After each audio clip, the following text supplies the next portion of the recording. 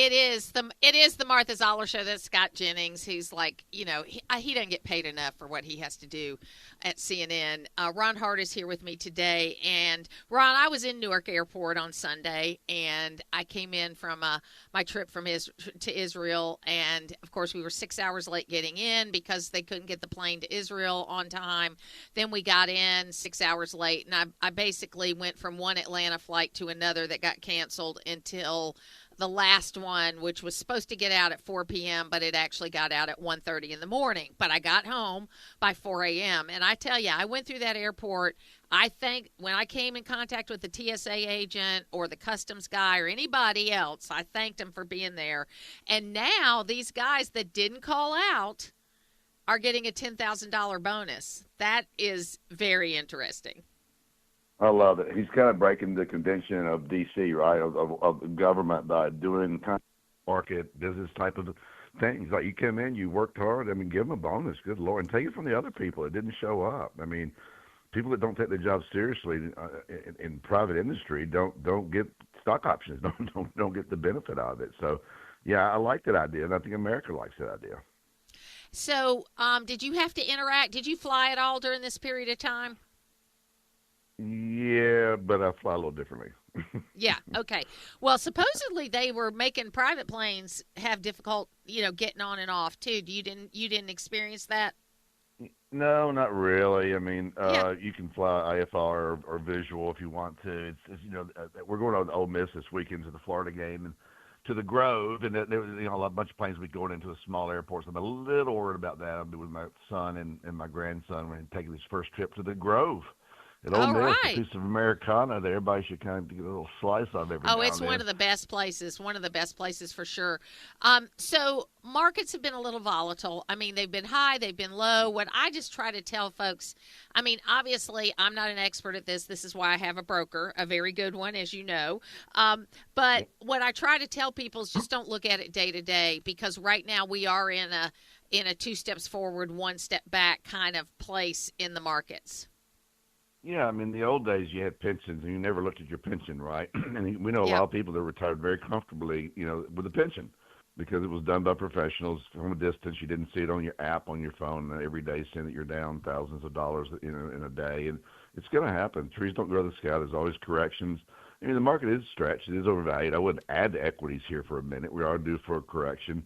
Corrections happen, every 3 to 5 years, 2 to 5 years, pretty big time. 20% is a correction or so. It's going to happen. Unless you think you're smart enough to sell at the top, pay taxes, wait, and get back in at the right time. It's kind of a three-pronged approach to get out, right? So you got to be right three times. A, you got to sell at the top, and two, you got to pay. You sometimes pay the capital gains on what you got in there. Then you got to figure you're sitting in cash. You figure you're going to know when to go back in.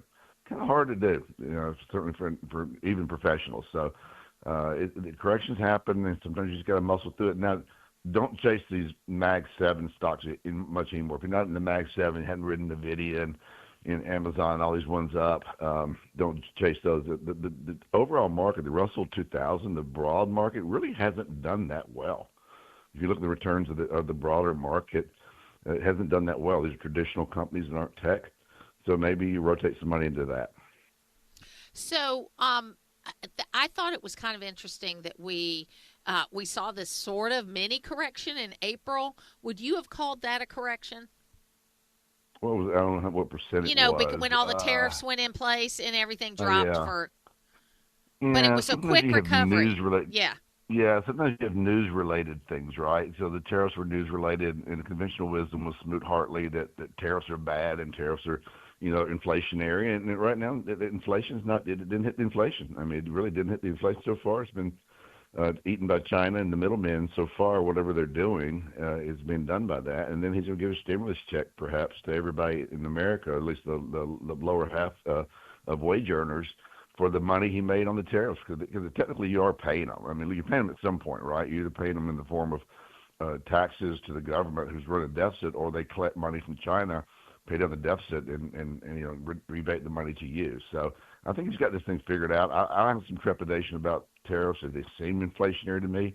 The tradition we were taught in business school that free market's the way to go. But the only caveat to the free market is that it wasn't a free market. They were charging us Yes. 40%. We were charging them nothing, nothing. Yeah. So I mean, Yeah. you can't. I would argue to have those arguments on shows and panels about that.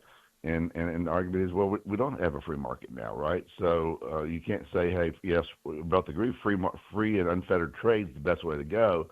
Comparative advantage of a company, of a country that makes a product better than we do, and let them make it.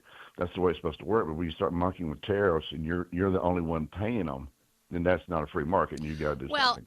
And the problem, too, is we do kind of live in this world where if it's a true free market, then you allow companies to fail that don't do well.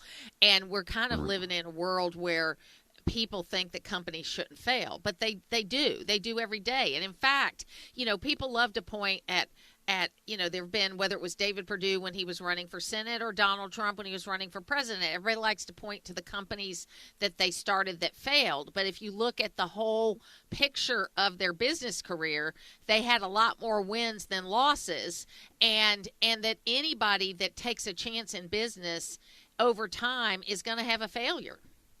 Yeah, I mean, it's a badge of honor, right? I used to sit my kids down at night when we eat dinner, and I would ask all three of us, what have you failed at this month? What did you try to do and fail at?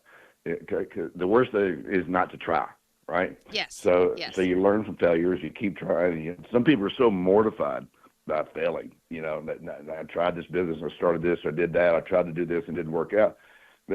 And then they miss opportunities their whole life. You got to keep trying. Look at Sarah Blakely there in town and people like that. Everybody has a history. Bernie Marcus started Home Depot basically when he was 50 years old or 45 years old after failing at Handy Dan. I mean, everybody had. They always talk about Trump failing in the casino business. Of course, well, it was a bad macro environment. He gave it a shot. He lost money. Boom. It wasn't a personal bankruptcy. It was just the corporation that he invested in. Buffett the same way. Buffett lost money with Salomon Brothers. He lost money with U.S. Air. Buffett was the greatest investor of all time. Lost money in deals. I mean, they all do. You can harp on that. You can harp on Babe Ruth for striking out. Make fun of Babe Ruth. Back in the day when I worked for Riches, originally we were a family-owned company, and then Federated Department Stores bought us, and then Allied Department Stores bought us, and a guy by the name of Robert Campo was the head of Allied Department Stores, and he was so interesting because he had been out on his own since he was 13 years old, and he'd been broke several times in his life, and then later he sold back to Federated, and Riches ended up, and then it was merged into Macy's, and it's all Federated Department Stores. But what's so interesting about Campo, and that's when I learned this lesson, I was about 28 years old when I learned this lesson, is that the thing that separates people like Robert Campo from the average investor, and probably I would say this about Donald Trump too, is they're not afraid of being broke. They are not afraid of being broke, so because they know they're going to make it back. And I know small entrepreneurs like that too, the reason why my brother was a serial entrepreneur. He was one of those guys that was not afraid of being broke. And so he took a lot of risks in business, and all in all, he did better. Yeah, the false narrative on the left is that wealthy people are greedy. They make money and they want it for themselves, and they're going to feed them, have servants feed them grapes, and they're going to have, they eat 12. You can only eat one steak a day, right? So most entrepreneurs are that, and if they get money, what do? They buy a new plant, they hire more people, they buy a warehouse, and at the end of the day, like the Gates and others, they create a foundation that tries to cure cancer and tries to, get rid of, diseases in Africa. I mean, these people don't use. Most of them live in very modest houses, and they're not ostentatious. Most of them are just, and it's a very huge multiplier for the economy. They pay taxes, they hire people, they create millionaires. But Bernie Marcus at Home Depot created 5,000 millionaires through store managers and stock options. My brother's best friend started out at Home Depot in Texas when he was 17 on the loading dock. And when he was 38, he retired from Home Depot with, I think, a stock portfolio of about $10 million. And since then, he's done all real estate deals. I mean, he has rental properties and he does all that kind of stuff. But he has not had to hold a regular job since he was 38 years old.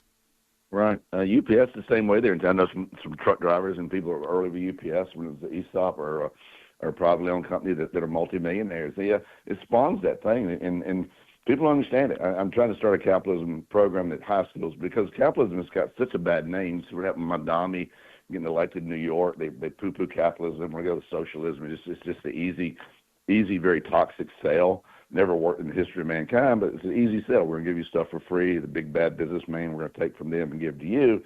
And that's you're taking money from the most efficient part of society, entrepreneurs that multiply it, and give it to the least efficient part of society, government. Well, I tell you what, I'm on the State Board of Education in Georgia. I'd love to sit down and talk to you about the capitalist program because we need to do a better Yeah. job of teaching it. That's for sure.